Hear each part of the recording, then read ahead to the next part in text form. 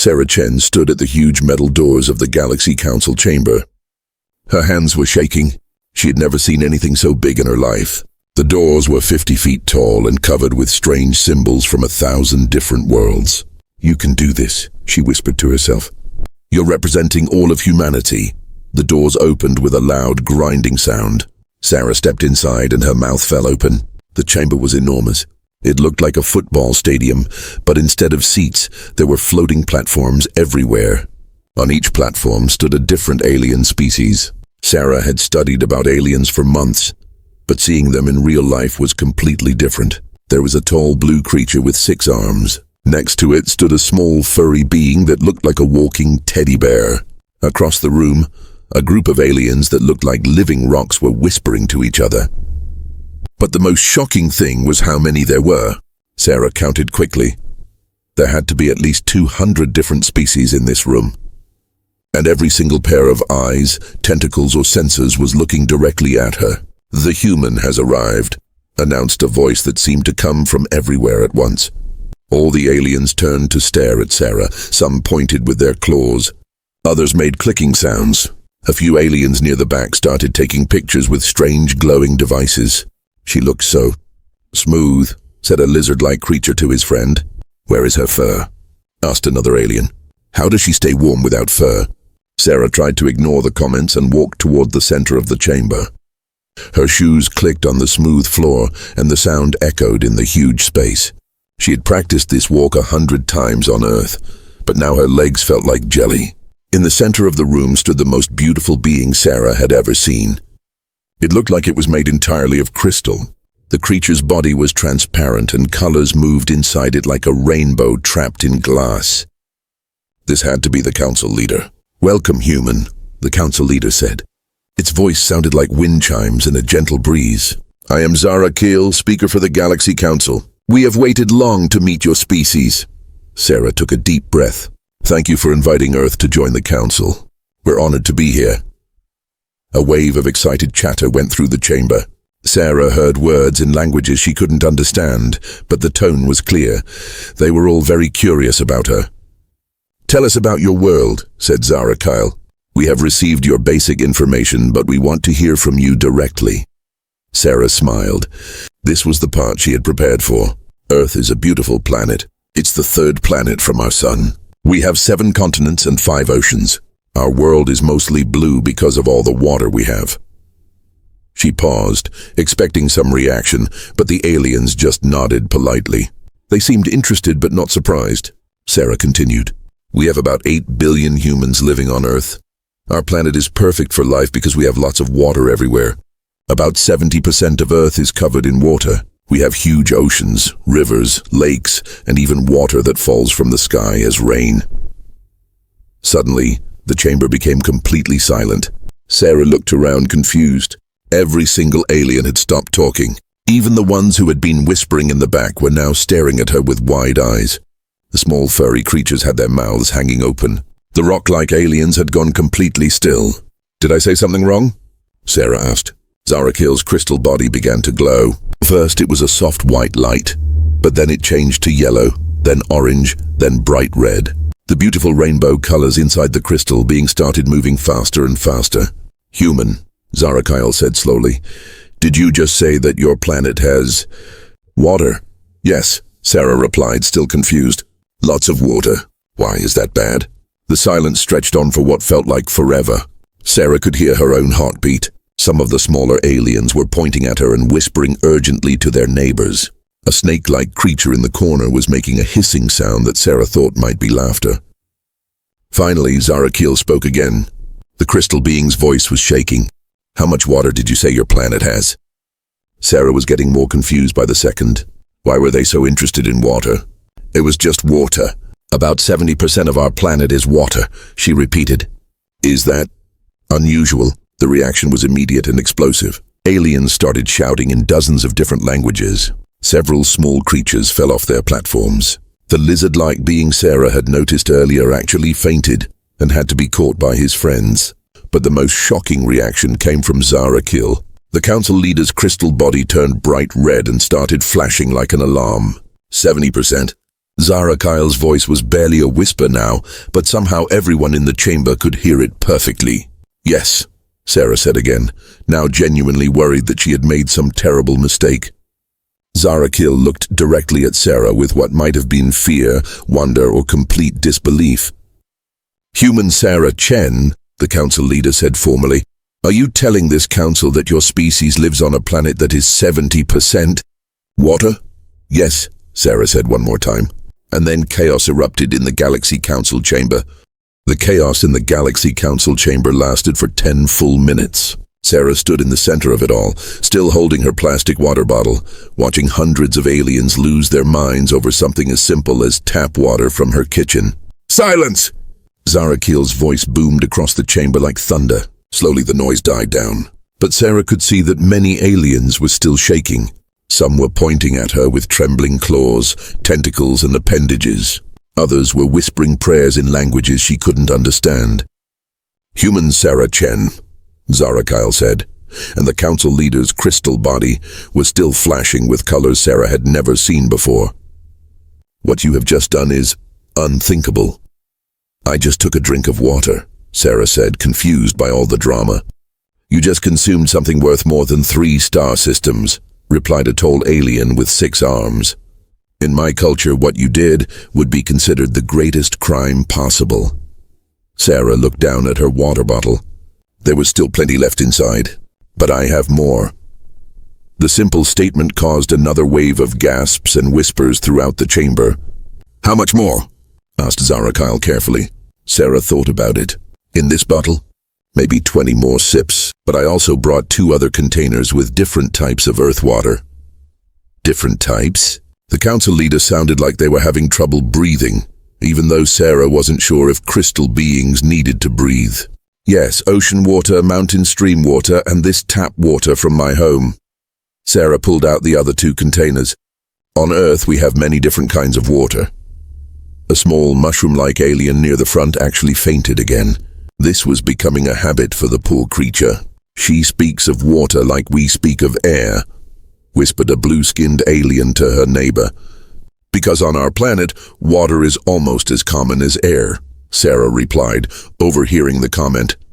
The blue alien's eyes went wide. Almost as common as air? Well, not quite, but close. We use water for everything. Drinking, cooking, cleaning, bathing, watering plants, filling swimming pools.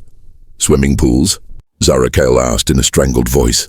Large containers full of water that people swim in for fun, Sarah explained. The chamber went completely silent again. Sarah was getting used to these shocked silences, but this one felt different. This one felt dangerous. You use water? For fun? Asked a robot-like being with glowing red eyes. Sure, swimming, water skiing, surfing. Kids play in sprinklers during summer. We even have water parks with giant slides and wave pools. Sarah realized she was making things worse with every word, but she couldn't seem to stop talking.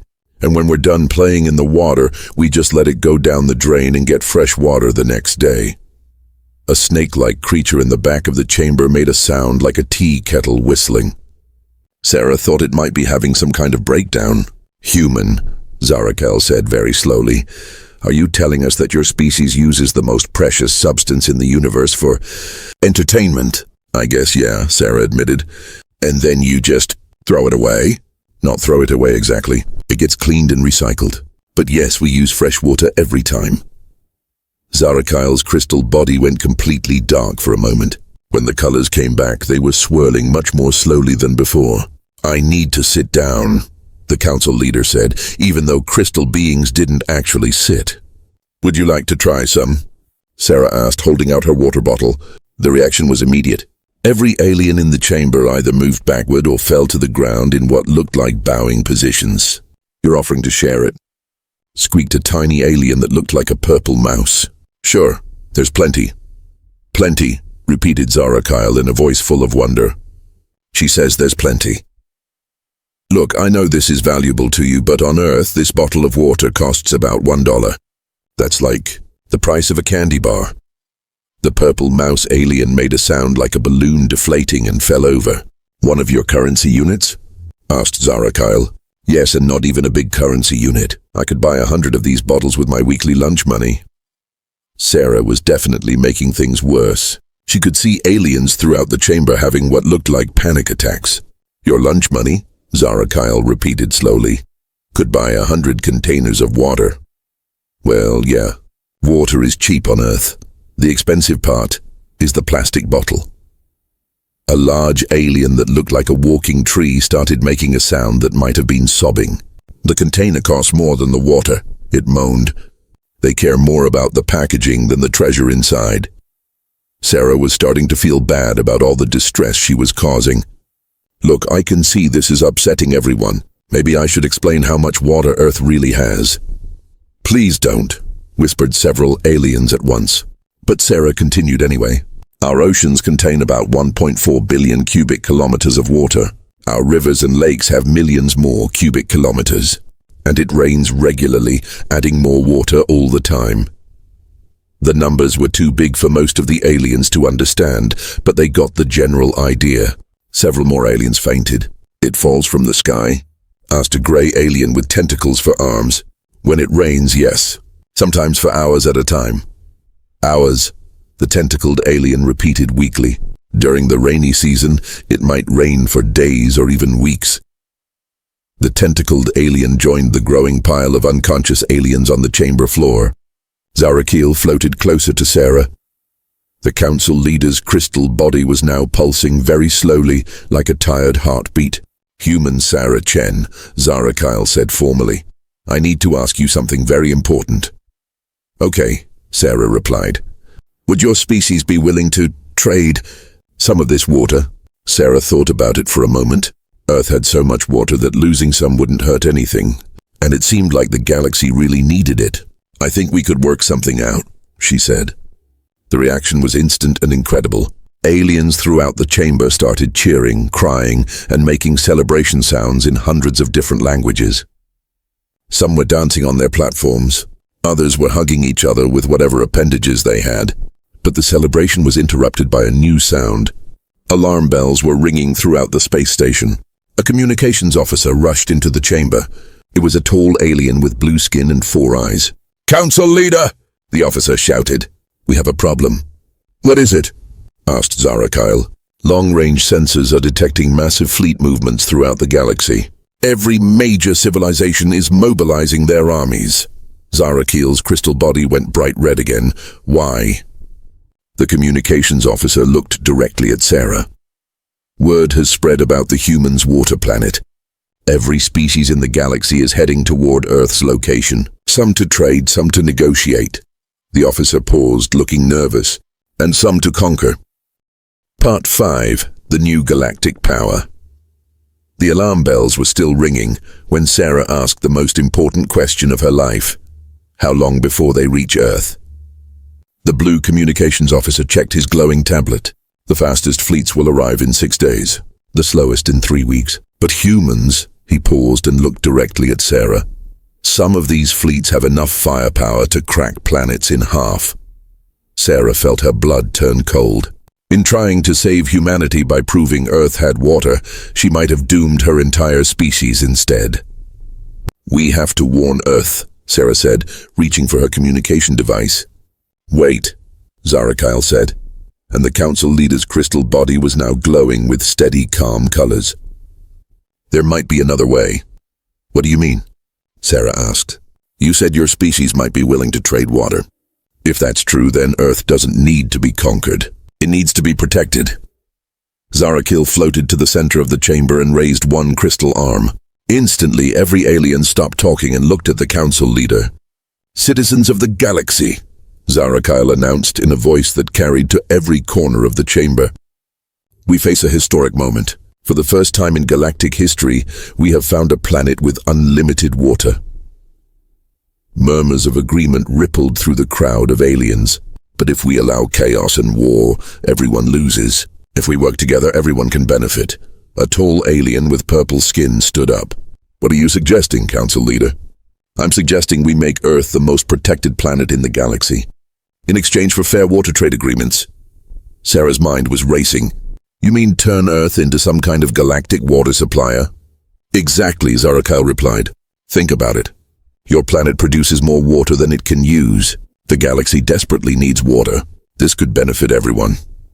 Sarah thought about all the droughts on Earth, all the places where people didn't have clean drinking water.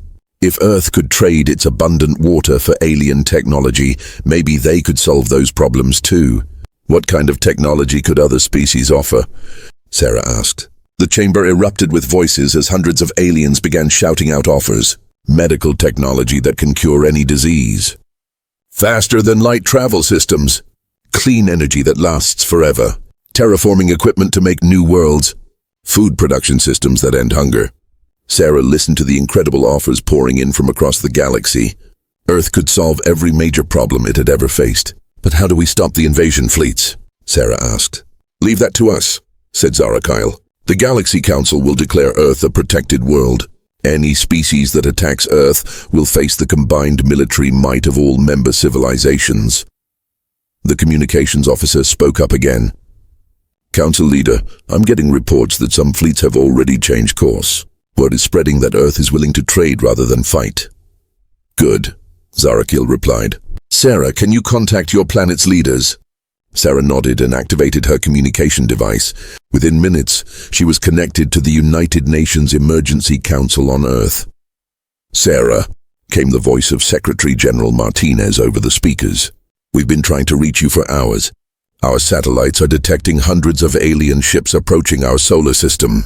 I know, Sarah replied, but it's not an invasion. It's the biggest business opportunity in human history. Over the next few hours, Sarah explained everything to Earth's leaders while Zarakil worked with the Galaxy Council to establish the new protocols. Earth would become the galaxy's official water supplier. In exchange, humanity would receive advanced technology, protection, and membership in the galactic community. The first trade agreements were simple. 1 bottle of Earth water for advanced medical scanners that could detect any disease instantly. A bathtub full of water for faster-than-light communication systems. A swimming pool's worth of water for clean energy generators that could power entire cities. This is incredible, Secretary General Martinez said over the communication link. In one day, Earth has gone from being unknown to being the most important planet in the galaxy. And the richest, added Zarakyle. Your oceans represent more wealth than all other planets combined. Sarah looked around the Galaxy Council chamber. It had been transformed into a busy trading center. Aliens were lining up with offers of technology, ships, and knowledge. All for something that fell freely from Earth's skies. 3 days later, the first alien trading ships arrived at Earth. They weren't warships anymore. They were cargo vessels filled with gifts and technology for humanity's new partners. Sarah stood on the observation deck of the first orbital trading station that aliens had built around Earth. In just 72 hours, humanity had gained technology that would have taken them centuries to develop on their own. You know, said Captain Rodriguez, who had come up to join Sarah at the viewing window, my grandmother used to complain about how much water we wasted on Earth. Sarah laughed. I don't think she'll complain anymore. Below them, Earth looked the same as always. Blue oceans, white clouds, green and brown continents. But now Sarah knew the truth. Those blue oceans weren't just beautiful. They were the foundation of humanity's galactic empire. Sarah, came Zarakil's voice over the communication system. There's something else we need to discuss. What's that? Sarah replied. Our scientists have been analyzing your water samples. They've made an interesting discovery. Sarah felt a familiar chill of worry. What kind of discovery? Well, Zarakyle said slowly, they found traces of something in your water that we've never seen before. Something that only forms when water gets very, very cold. Sarah closed her eyes. She knew what was coming next. Sarah, Zarakyle continued, what exactly is this substance you call ice? Sarah opened her eyes and looked down at Earth, where the polar ice caps gleamed white in the sunlight. She thought about frozen lakes in winter, ice cubes and drinks and ice cream on hot summer days. Oh no, Sarah whispered. What's ice? Zarakyle asked again. Sarah took a deep breath. Here we go again. Well, she began, ice is what happens when water gets frozen solid. And Earth has quite a lot of it. The communication system went completely silent. Then from somewhere far away, Sarah heard the sound of Zara Kyle's crystal body hitting the floor. Sarah smiled and looked out at the stars. Humanity's adventure as the galaxy's most important species was just getting started, and they hadn't even mentioned waterfalls yet. Sarah had never run so fast in her life. The moment she left the Galaxy Council chamber, she sprinted to her small Earth ship. Her heart was beating like a drum. 7 days to save humanity. 7 days to prove something that seemed impossible to every other species in the galaxy. Computer, set course for Earth, maximum speed, she gasped as she jumped into the pilot's seat. Course set. Travel time, 4 days, 6 hours, replied the ship's computer in its calm voice. 4 days there, 4 days back. That would leave her with -1 day to spare. Sarah's hands flew over the controls. Override safety protocols. I need emergency speed. Warning, emergency speed may damage ship systems. I don't care. Do it. The ship lurched forward and Sarah was pressed back into her seat. Stars became white lines outside her window as Earth's ship pushed beyond its normal limits. During the long journey home, Sarah couldn't stop thinking about what she had learned. Water was the most precious thing in the galaxy. Entire civilizations had been destroyed fighting over tiny amounts of it. And Earth had oceans full of it. How did we get so lucky? She wondered aloud. 3 days later, Sarah's ship entered Earth's solar system. As her home planet came into view, Sarah saw it with completely new eyes. The beautiful blue and white marble floating in space wasn't just home anymore. It was the most valuable thing in the universe. No wonder they didn't believe me, she whispered. Sarah landed her ship in the middle of the Pacific Ocean, near Hawaii. She put on her diving suit and swam down to fill a special container with seawater. Then she flew to the Rocky Mountains and collected fresh water from a mountain stream. Finally, she stopped at her apartment in New York and filled a simple plastic water bottle from her kitchen tap. 3 types of earth water, she said, packing them carefully. This better be enough. The return journey to the Galaxy Council took another 3 days. Sarah barely slept. She kept checking on her precious cargo every few hours. These simple containers of water were now the most important things she had ever carried. When Sarah arrived back at the council station, she discovered that news of her claims had spread across the galaxy. The normally quiet docking bay was filled with ships from dozens of different worlds. Everyone wanted to see if the human was telling the truth about water. The whole galaxy is watching, Sarah muttered as she walked through crowds of curious aliens. Inside the council chamber, things had changed. The number of aliens had doubled. There were now over 400 different species packed into the huge space. Some were hanging from the ceiling. Others were squeezed together on platforms built for half their number. Zara Kill's crystal body was glowing pure white when Sarah entered. Human Sarah Chen, the council leader announced, you have returned with 2 days to spare. I brought proof, Sarah said, holding up her small bag. The chamber became so quiet that Sarah could hear the hum of the space station's air recycling systems.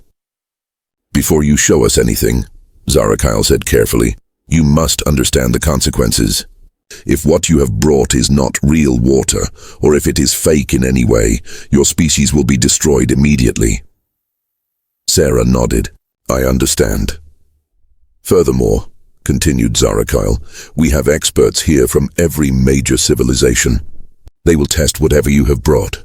If they find any evidence of trickery— There's no trickery, Sarah interrupted. This is just regular water from Earth. She pulled out the plastic bottle filled with tap water from her kitchen. To her it looked completely ordinary, but the reaction from the aliens was immediate and intense. She has it, whispered a tall alien with blue skin. Look how much, gasped another creature that looked like a walking crystal. It's in a clear container, said a third alien in amazement. She's not even hiding it. Sarah unscrewed the cap of the bottle. The small sound echoed in the silent chamber like a gunshot. I'm going to pour some water into this glass, Sarah announced, holding up a clear cup that the council had provided. She tipped the bottle.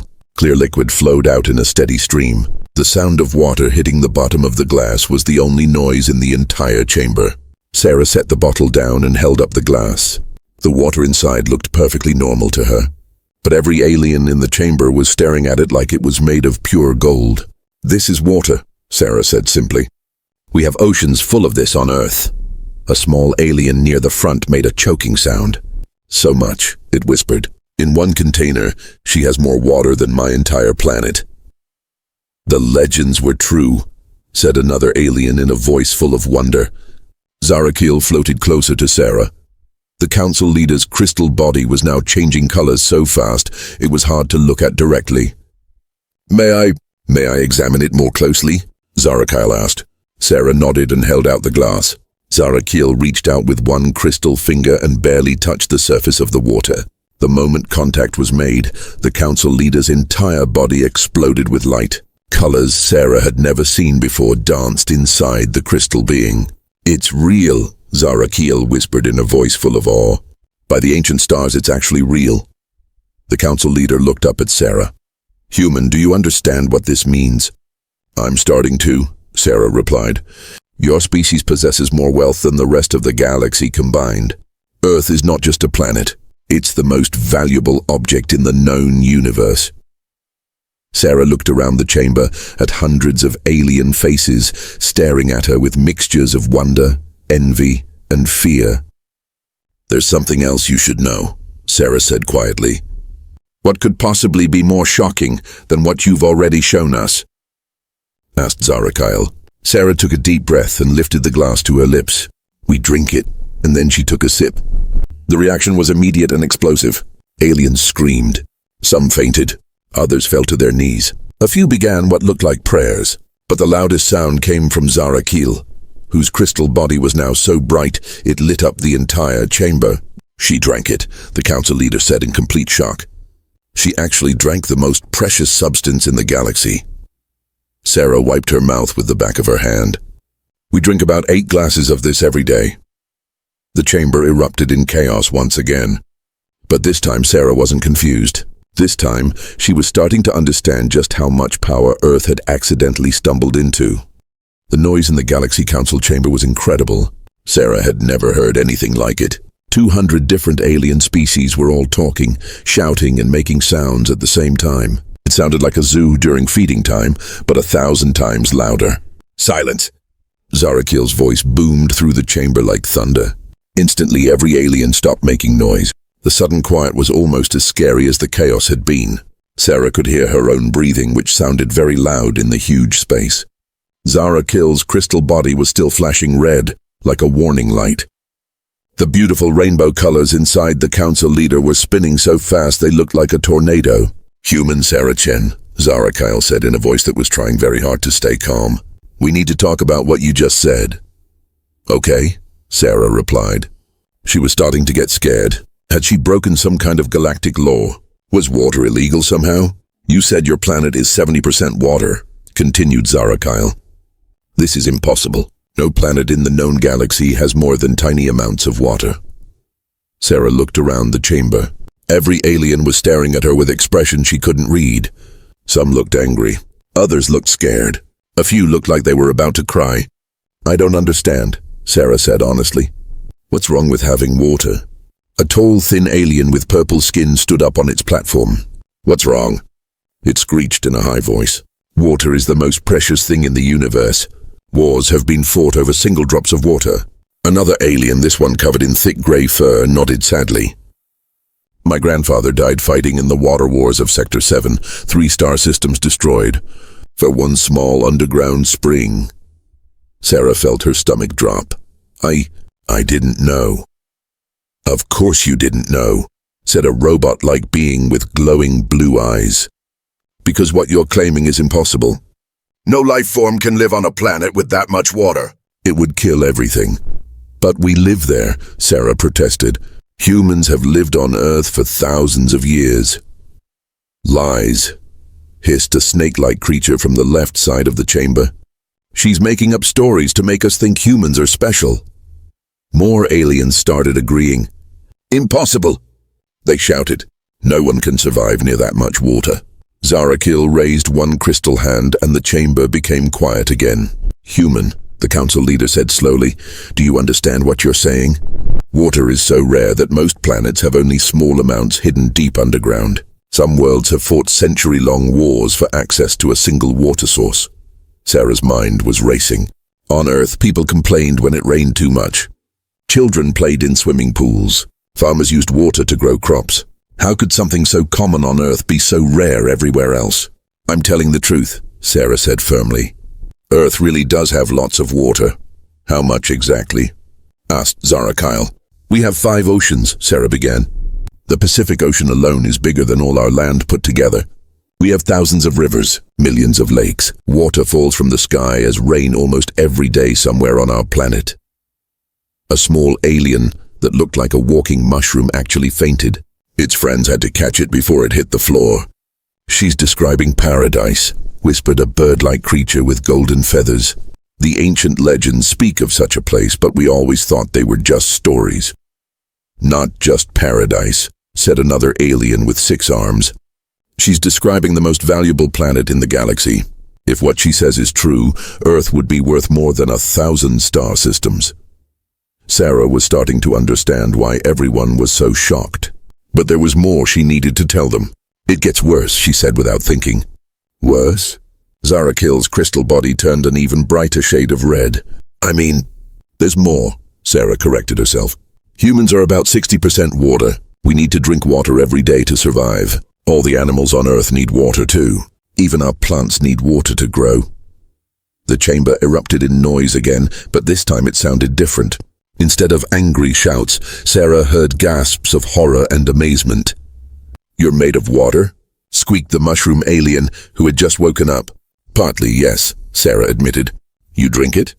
Asked the purple-skinned alien in disbelief. Every day. Humans need about 8 glasses of water daily to stay healthy. A large alien that looked like a walking tree started making a sound that might have been crying. She drinks more water in one day than my planet produces in a year. Zara Kyle was glowing so brightly now that Sarah had to squint to look at the council leader. Human, Zara Kyle said in a voice full of wonder and fear. If what you say is true, then your species is the richest in the galaxy. But I find it very hard to believe. I can prove it, Sarah said quickly. How? Demanded several aliens at once. I can bring you water from Earth, real water. You can see it for yourselves. The chamber became deadly quiet.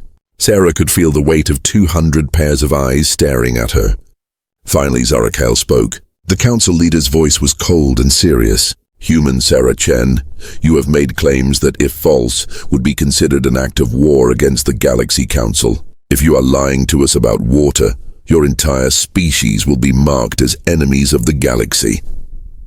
Sarah felt a chill run down her spine.